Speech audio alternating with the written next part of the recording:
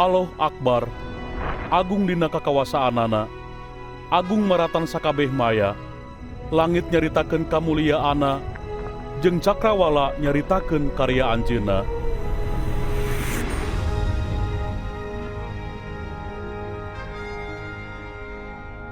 Ti poe ka poe, maranehna nyaritakeun jeung peuting nepi ka peuting, maranehna nyaritakeun hal eta. Allah nyiptakeun langit jeung bumi.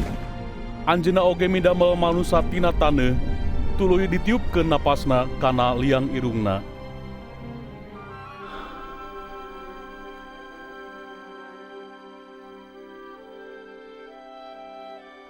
Allah nu maha asih, ngadamel lalaki jeung awewe, sagambar sareng Anjeunna, sangkan manehna bisa raket jeung Anjeunna.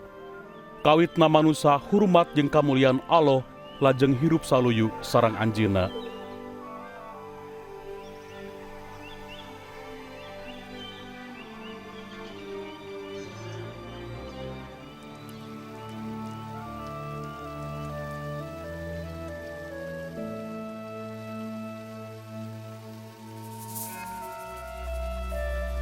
Dugi dina hiji poe, iblis bisa ngagoda awewenya eta ngadahar buah kapinteran tuluy dibikeun kacorogena sarta milu ngadahar.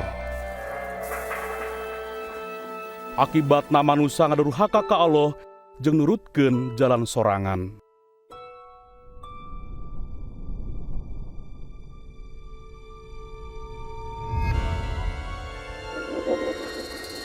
Akibatna manusa ngadurhaka ka Allah jeung nurutkeun jalan sorangan.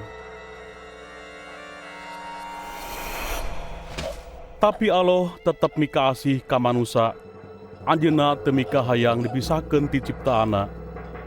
Nanging kumaha Allah bisa disebut suci jeung adil lamun Anjeunna teu ngahukum dosa manusa? Dina kitab suci, Allah ngawujudkeun rencanana kanggo nyalametkeun dunya tina hukuman. Jalma nu mimiti ngarti kana rencana ieu nyaeta Nabi Ibrahim.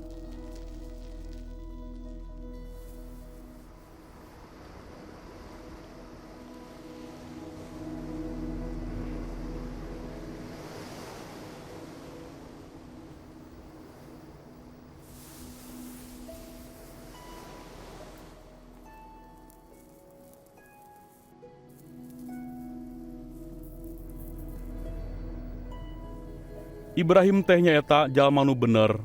Allah ngajanjikeun bakal ngaberkahan jeung ngajadikeun katurunanana saloba keusik di laut jeung bentang di langit.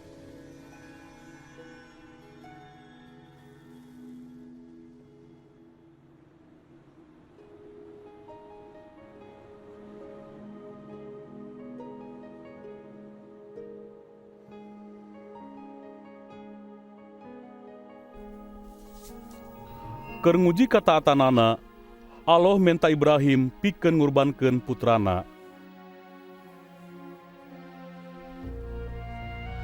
Ibrahim iman ka Allah jeung taat ka Anjeunna.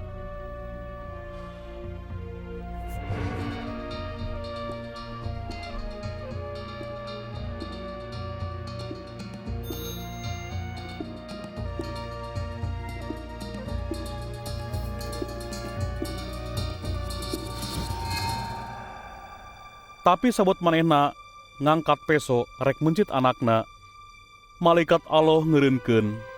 Malaikat ningalieun Ibrahim teh sieun jeung nurut ka Allah.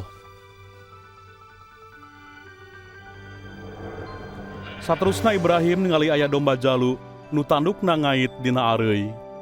Manehna ngurbankeun domba jalu eta gaganti anakna.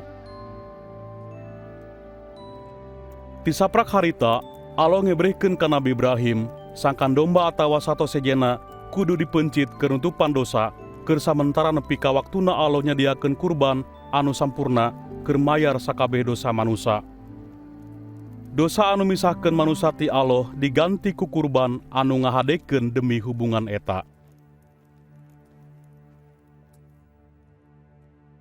Kitab suci ngabewarakeun ngeunaan Anjeunna nu bakal sumping pikeun jadi kurban anu sampurna keur dosa-dosa manusa. Siga domba jalu ngagantikeun anak Ibrahim, Kukituna oge anjeunna bakal ngagantikeun manusia sangka manusia menang panghampura. Loba jalma nu nyebut Almasih nu bakal datang keur ngahubungkeun manusia jeung Allah.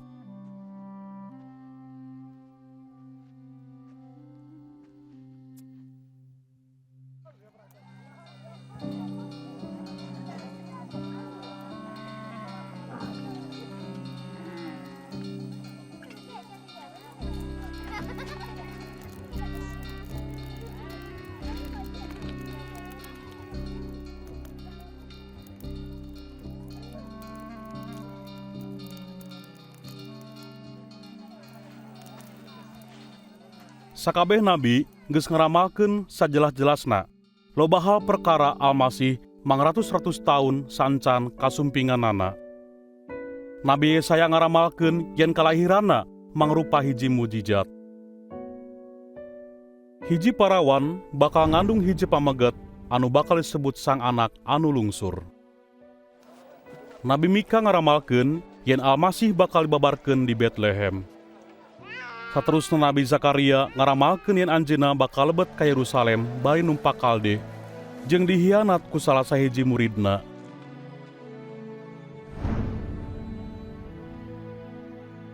Nabi Yesaya ngaramalkeun naon wae nu bakal dipidamel ku Almasih waktos anjeunna sumping. Anjeunna anu dipilih Allah bakal nepikeun beja alus kanu sangsara, nyageurkeun hate nu remuk, ngabejaan kanu kerja di tawanan, jeung ngabejakeun taun kaasihan Allah ka umatna.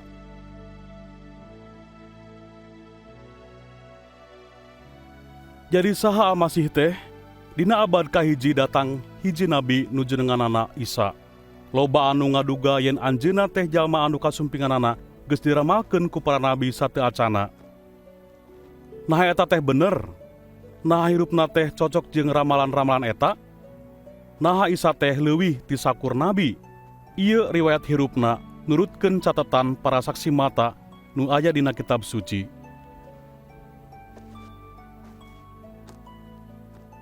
Sangkan urang ngarti jeung narik mangpaat tina kahirupan Isa, kukituna pribadi Isa diperankeun ku hiji aktor sanajan moal aya aktor nu pantes merankeunana.